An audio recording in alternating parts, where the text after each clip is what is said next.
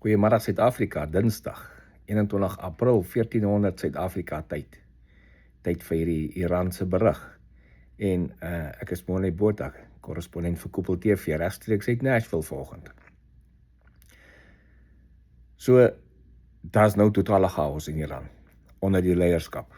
Daar's ernstige infighting tussen die IRGC en die mullahs, die regering, die ons wat dink hulle regeer. Want op die oomblik is die IRGC se leier, Vahidi, hy het nou blykbaar heeltemal die regering oorgevat. So, daar is ernstige infighting. Die speaker van parlement is die ou wat kom en na die samesprekings toe kom. Maar hy word geoverrule deur Vahidi. So die speaker of parliament het mos vroeër in die week verklaar die stryd of Hormuz is oop en mense kan deurry. Volgende dag toe sê Vahidi, no ways, is nie oop nie, toe skiet hulle op 2 Iran skepe. Nog nie Iran nie, Indian skepe nogal, van hulle bondgenote. So, het wys jou net wat daar aangaan, daar is chaos en chaos, soos ek al 3 weke terug gesê het, chaos in die regering van Iran. En om sulke ouens by 'n samespreking te kry is moeilik. Want selfs die laaste keer toe daar samesprekings was, moes die mediators van Pakistan meer tussen die Iran mense peace probeer bring as wat hulle moes peace bring tussen die twee kante. So die Iraniërs infighting onder mekaar gehad. Môre aand is die skietstaking verby. En as daar nie 'n deel môre aand is nie, gaan dit wat nou maar kom na Iran se kant toe maar kom. Want dit lyk my, hulle wil net nie. Op die oomblik is vice-president Vance en sy team in Islamabad vir samesprekings met Iran, en Iran sê nog steeds hulle gaan nie opdaag nie. So, hulle sê die publiek, ons weet nie wat agteraf stilletjies gebeur, wie met wie kom om wie daag op nie, maar dit is baie duidelik dat die wat ook opdaag, hulle praat nie met mekaar eers nie. So die kans dat die peace talk gaan uitkom is maar min en skraal. En president Trump gaan nie hierdie ceasefire extend nie. As daar nie daadwerklike rigting in beweeg, dat hy kan sien daadwerklik beweeg hierdie samesprekings en hierdie peace talks in 'n rigting nie, gaan hy nie. Maar as daar is, sal hy 10-1 die ceasefire extend om diplomatie eerste kans te gee. Intussen is die weermag besig om op te bou, die Amerikaanse weermag. Daar's nou amper dubbel soveel airpower in Iran se omgewing as wat daar was met die begin van die oorlog in 28 Februarie. So, môre aand is die skietstaking verby.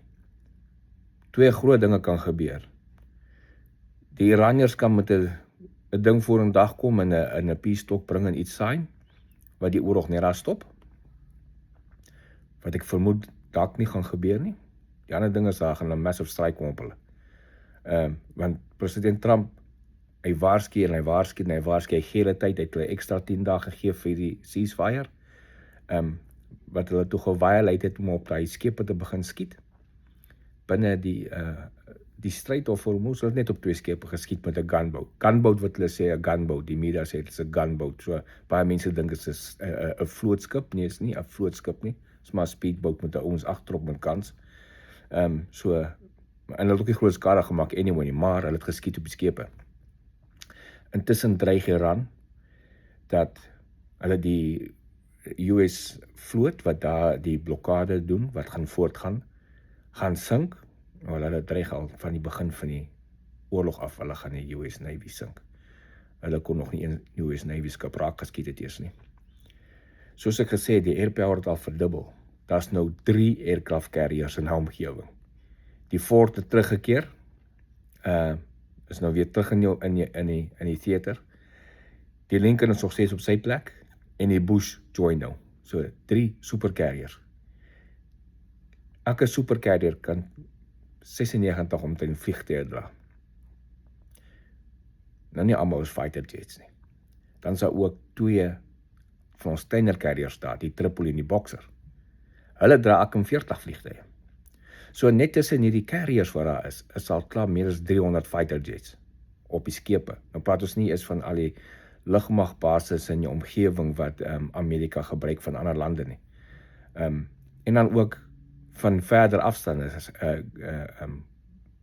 uit Garcia, uit die Indiese Oseaan en uit ander plekke uit ons bommers.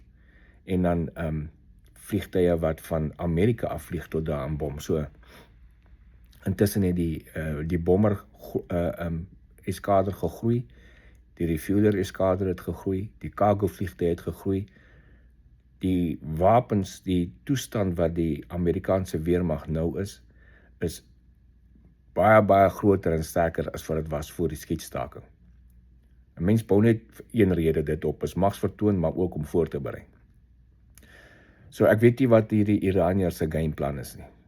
Dit lyk my hulle kan mekaar nie uitsort onder mekaar en ooreenkom, en solank as daar infighting kom, gaan hulle nie by 'n skikking uitkom, en as daar nie 'n skikking môre aand is nie, is en loop die klokkie uit vir hulle. Hooplik kom hulle by mekaar in die volgende paar ure, res van vandag en môreoggend, en avert 'n groot strike op hulle, maar op die oomblik lyk dit vir my daar gaan teen môre aand groot strikes in Iran wees weer. En dit gaan maar seker aan voortgaan. So ek is Morne Botha vir Koppel TV. Geniet die dag.